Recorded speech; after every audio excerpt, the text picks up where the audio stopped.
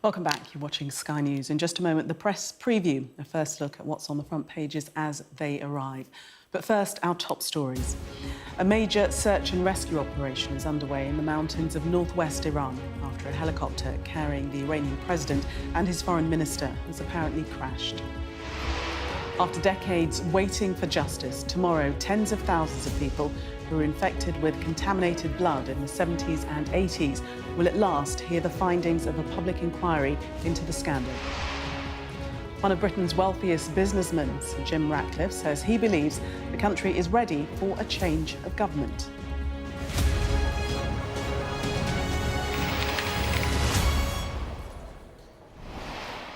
You are watching the press preview, a first look at what's on the front pages as they arrive. In the next half hour, we'll see what's making the headlines with barrister and former government minister Anna Soubry and John Stevens, political editor at the Daily Mirror. So let's see what's on some of those front pages for you now. Well, The Guardian leads with the desperate search for the Iranian president after his helicopter crashed earlier today. The Express highlights the long wait for justice for victims of the infected blood scandal, with the final report set to be published tomorrow. The Times reports that the Labour Party will make it easier to change gender under plans to simplify the process if they win the general election. According to the Financial Times, G7 leaders are considering whether to rush through tens of billions of dollars in aid to Ukraine before the next US presidential election. The Metro reports on star chef Heston Blumenthal revealing that he's been diagnosed as bipolar. The Daily Star forecasts that we could see the hottest May in 150 years later this week. My director's laughing in disbelief. A reminder that by scanning the QR code you'll see on screen during the programme, you can check out the front pages of tomorrow's newspapers while you watch us. And we are joined tonight by Anna Soubry and John Stevens. Welcome to both of you. Let's start with our breaking news story and developing story that we've been running throughout the evening. And this is the case of the Iranian president feared dead after a helicopter crash earlier today, Anna. Yes. And, I mean, we don't actually know that he is dead. No. The reports are still coming in. But what we do know, and it's there in The Guardian and a number of other papers cover it, is that is the report. The report is there's been this helicopter crash. The weather conditions we could see from your pictures look very murky, grim, not very good weather at all. And we'll wait to find out whether or not he actually is dead. And then, of course, the implications of that, what it will mean for Iran. We're just showing the latest pictures of that search. We're told that the weather is extremely bad, visibility just down to a couple of metres, extremely foggy, and obviously this search and rescue ongoing in these very difficult conditions now, John. Yeah, and in the papers it talks about this quote saying there's been a hard landing is how they're describing the crash, which is a slightly strange way of wording what seems to have happened. But there have been reports that officials say that they have made contact with some of the people who were in the helicopter. So there is a possibility there were some survivors. But then those reports have been denied. It's quite a confusing picture because there has been information released and then that being countered. And you're absolutely right. Initially, it was described as a hard landing and then they did actually use the word crash. So it's quite a murky picture. It's a murky picture, but as Anna says, we do know one thing. You look at those pictures, the weather was absolutely atrocious. You wouldn't want to be You're in a flying helicopter in the mountainous area.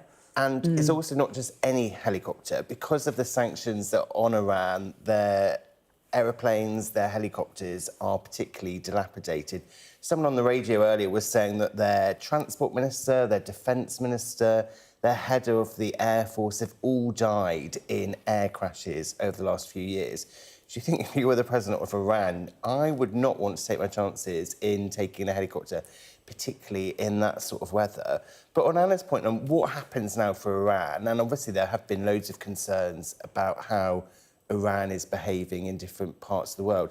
It seems like it won't make much of a change at all. So even though this guy was the president, in Iran they have the supreme leader who is above the president, and it's the supreme leader who makes all the big foreign policy decisions, all the things that could impact Iran's position in the world. And it is the job of the president just to carry out his wishes and kind of bring about the decisions that he's made. So it doesn't actually look like it's going to have too much of an impact on what Iran is doing in other places around the world. And Anna, we heard from the supreme ruler today saying that the management of the country would not be affected while President Raisi is missing. We believe that his deputy might step in to the breach while he is missing. But as you say, it's all under the auspices of the supreme ruler. You see, let's be honest about this. Often with these sorts of regimes that are profoundly undemocratic, when somebody in a position of power is said to be dead, and this is what has seemed to have happened, it's an accident of some description, we all get a bit suspicious as to whether or not actually other forces are behind it, either external or internal, because often it is internal forces. So one side of whatever the party is or regime is taking out somebody from an opponent. It doesn't look like that at all. So the implications are, as John says, it would seem to be, yes, I mean, it's sad for it. It doesn't matter what people's politics are. This is a real human being who looks like being dead. But in terms of any stability or instability in Iran, it doesn't seem it will make much difference. And John, do you think that it is unlikely that there is any foul play? Well, it doesn't. There's been nothing suggested so far that there is, but they've not even. It doesn't seem like they've even found the helicopter yet. They're still searching, and so it's quite tricky to work out did something happen or not before you've actually found the crashed aircraft. Yeah, best not to speculate. OK, let's move on to the Times front page and this story about the infected blood inquiry, which we'll be hearing from tomorrow. It's going to be a big story tomorrow. Many people waiting for a very long time for some conclusion. But we read that Rishi Sunak is actually going to make an formal apology tomorrow. Yeah, I mean, when you get these big public inquiries, and this is one of the biggest that there will ever have been in terms of uncovering what has undoubtedly been a shameful scandal for our country, then you would expect the Prime Minister to step up and on behalf of the nation, say sorry to those who've been infected and to their families. I mean, I was Public Health Minister in 2012. I met a number of the families. And I didn't give verbal evidence, oral evidence. I gave it by way of a statement to the inquiry. I was obviously not regarded as anybody who was needed to be cross-examined, if you like, and all the rest of it. But, I mean, it is shameful. And having met those families, I have to tell you, they were, to put it mildly, angry. And my view was, I wasn't surprised they were angry. They've been treated abominably. And it's by civil servants, by governments, and I'm not trying to shift the blame. I'm not trying to make out that politicians aren't responsible, because this public inquiry should have been held, I mean, probably a decade or more ago. Yeah. But to be fair to all of us, of whatever political party in positions in the Department of Health, you were very much guided by your civil servants. And I remember profoundly the advice at the time, whatever my own views were. And maybe, some of us lacked courage, and it finally took that leap of courage from politicians. And what was the advice at the time? Sorry? What was the advice at the time? Oh, no, there's no cover-up. People did not know that this blood was infected. Everything that could have been done was done, and was done properly. For me, my other big concern, and it comes back to what's on this front page of the Times, was about compensation and money. And so the figure that is being put into, it's in there, a £10 billion that is a hell of a lot of money. £10 billion compensation. And when I was a minister, I actually said, how much would it cost to compensate these people? And my memory is it was somewhere in the region of about a third of a billion, about 300,000, anyway.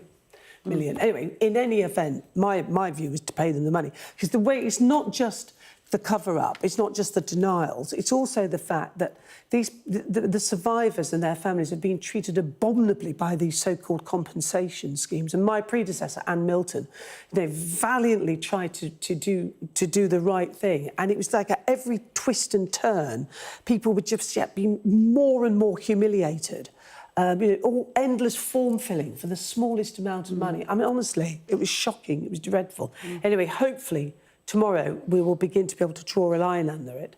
And hopefully that 10 billion, or whatever the sum is going to be made available, because that's one of the concerns that these families and campaigners have, is that yet again, like the post office scandal, There'll be delays. all talk, no delivery. But John, yes, described as the worst treatment disaster in NHS history. Yeah, and these victims, they've got the right to answers about what happened and why it happened, and obviously they've been waiting for such a long time. And this isn't just something that happened a few times by mistake and then it was just a few people who were affected. This happened over the course of around 30 years. There were tens of thousands of people who were given this blood that was infected. And clearly tomorrow is going to be a big moment when they do finally, hopefully, get answers to some of those questions. As Anna says, Rishi Sunak will stand up in the Commons at some point in the afternoon and make an apology. But there is the big question of when is this compensation going to come to people? So all the indications over the weekend have been that the government are very much going to pay compensation. Jeremy Hunt did an interview in the Sunday Times when he was talking about how he'd been particularly moved by the case of one of his constituents who'd since died, and he was saying that he had made a promise to him that he was going to fix it and that they now are going to be able to do that. So the government has basically they haven't said we're going to pay the compensation, but they've clearly indicated they are going to. But the point that's raised in the Times here is there are concerns from the victims and their families that it will take months for the scheme to be set up. And the worrying thing here, or the shocking thing, is this fact that there's estimated that there is a death linked to this scandal every 4 days. So every day or every 4 days that this is delayed anymore, then more people will be dying without getting proper compensation. And so there really is now real impetus on the government to get on with this and actually get on with paying these people the money that they rightly deserve. And do you feel, Anna, that the government are prepared to do that? You know, we've got quotes from people like Grant Shapps saying that the families affected have been let down for too long. Well, it's all the right words, but we've heard these words in relation, as I said, to the post office scandal, just by way of example. And we've heard it about people I can't remember the name of the boat now. The huge scandal about people being sent back to the West. Windrush. The Windrush scandal. And again, people who've been promised money still waiting and then offered a pittance. And so these are genuine concerns because that's what history tells us. So, you know, it is concerning. And because they say there's a 5-week consultation period to devise a tariff system for payments. I mean, it has all that smell of more delay. And I mean, my view has always been, there are barristers who know how to determine damages, what we call quantum. Get people in, look at it in that same test. Just give them the money. And the other give them the money. The other thing that's on the front page of The Guardian, it says that it's possible the inquiry might call for those people responsible to face prosecution. Yeah, what's that about? Do you think that will actually happen, though? I don't know, because I don't know where those people might be. I mean, are we talking about... So much time has elapsed, it's and the time has elapsed, and it must be people who have either administrated it in some way within the scheme to say, actually, we know there's a bit of a problem with some of the... I mean, I just don't know who those people are, but it looks like this inquiry has got absolutely to the heart of this scandal. We shall see tomorrow and hear from the inquiry. We've, of course, been covering that throughout the day. John and Anna, for the moment, thank you. We're going to take a break. Coming up, one of the stories we'll be discussing of the news on the front of tomorrow's Metro from top chef Heston Blumenthal, who's revealed that he has bipolar disorder. So stay with us for more.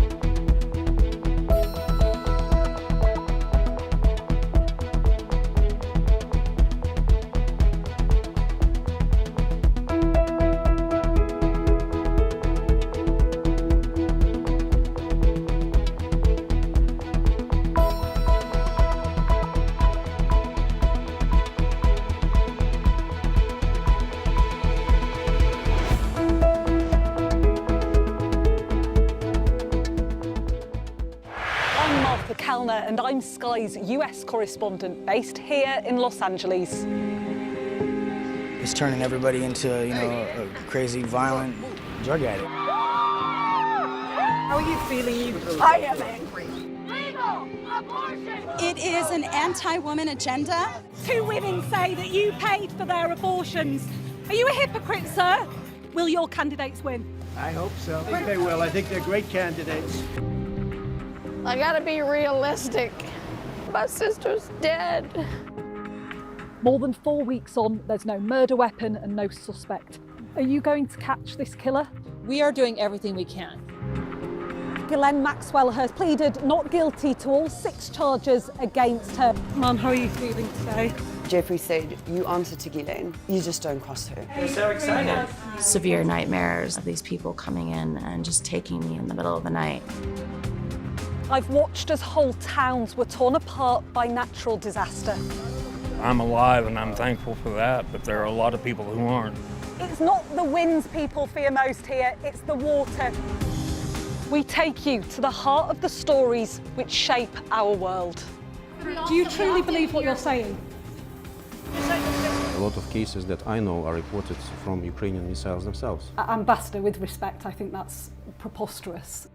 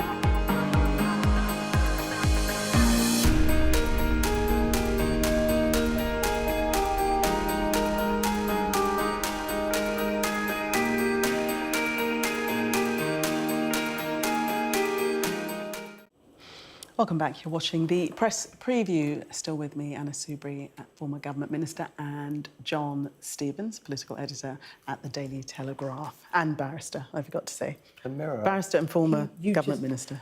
You've upset him now. You said Telegraph, not the Mirror. Did I? Yeah. Did I? Yeah. My goodness. I must have read that. That was a mistake somebody else put in. We have. Actually, we haven't got the Mirror in. Actually, maybe make a phone call and get them to send It's on it my in. phone. It's on my phone. OK, but we're going to start with the Metro and Heston Blumenthal, who's made us aware of the fact that he suffers with bipolar. And he actually sees it as a part of neurodiversity and actually is the reason for his business success. John? Yeah, and he's saying here that he hopes that by being honest about this, he might be able to change some attitudes. And he's worried that, as you say, he says that he thinks that his bipolar has been part of his success in business. And he's saying he's concerned that there are loads of brilliant people out there, but because of the traditional ways of working, they haven't been able to kind of really fulfil their potential. They've not found their place in the world of work as they should have done. And he's saying, we need to think about this. There are loads of people out there who are neurodivergent in loads of different ways, and just thinking, is there a different mindset we could have where we try to make sure that all those people can slot in and we really do make sure that we use them properly? And he's saying that the workforce is losing out on these particular skills that these people have. Exactly, and he's right about that. The other thing which is so important about this is just generally, when you've got somebody like Heston Blumenthal who's hugely successful, but he's talking about mental health and he's talking about how it benefits him in his work. So it's inspirational, and any talk about mental health has to be a good thing, because it's always been sort of shoved away and we don't want to talk about these things. So that's good, because it's good for people who've got mental health problems that we are open and honest about it, which helps people in any event. But the other thing is it shows that people who've got mental health problems can work.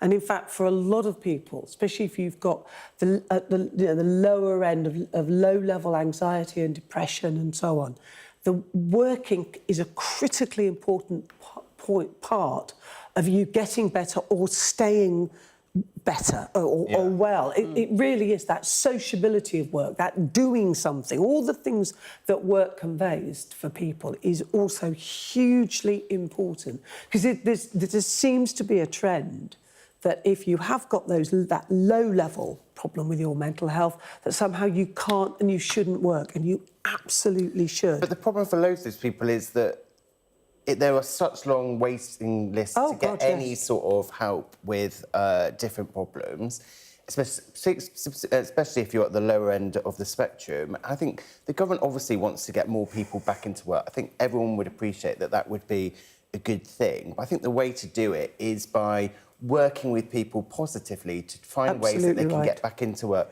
rather than this constant, we're going to threaten to take away your benefits and we're going to crack down hard on universal credit or job seekers allowance or sickness benefits. And I think that when you start kind of using the stick rather than the carrot, it's just not really going to help people back to work at all. Would you say, Anna, that the government is without compassion on this? Just very quickly. I just think they don't understand. It's just easy to say, well, you know, people are, you know, basically, it's the old bad back that was somehow being used as an excuse for people not to work. And there are people with these low-level mental health conditions that, with a bit of help and support, can work. And if you sort of keep beating people down in this way, if you don't give them that help and support, they go into that awful spiral and cycle of decline. Just very quickly, just to squeeze it in, a bit of football, and you're going to lead us off on this. The headline, formidable. Formidable, absolutely. So Manchester City, I'm not a fan, if you like. I love watching them play. I love watching Arsenal. I love watching football when it's played at this level. And this is the 4th time that the Sky Blues have won the Premier League. He's got Pep Guardiola, fabulous squad. And today they did it. Arsenal played well. For me, the real story, you know, well done to Man City, the real story is the departure of Klopp from Liverpool. I think you're going to say something about Nottingham Forest or something. Well done. Nottingham Forest stayed up, which is brilliant. I support Notts County, you see, but there is no real rivalry. But for me, the real story was Klopp and the fabulous farewell at Anfield, which I did watch at length on the telly. So football is good, and you know, English football is absolutely, the Premier League is the best. Thank you so much. We did know which team you supported. She tells us every time. John and Anna, thank you so much for taking us through the papers. We'll see you in the 11 o'clock hour. Coming up next on Sky News, the latest on the search and rescue operation for the Iranian president.